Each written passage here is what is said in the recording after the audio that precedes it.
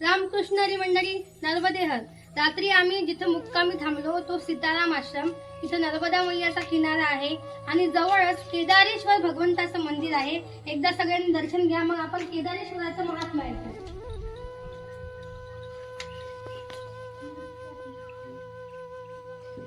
तर हे आहे केदारेश्वर शिवलिंग। तर इथे हे केदारेश्वर शिवलिंग कसं आहे, तर याचा एक बाबांनी आम्हाला इतिहास सांगितला।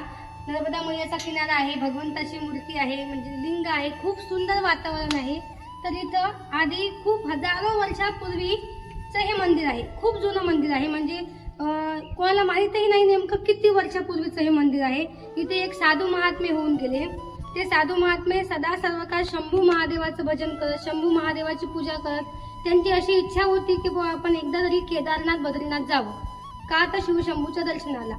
पण त्यांचं कधी जाणं झालं नाही। असं करता करता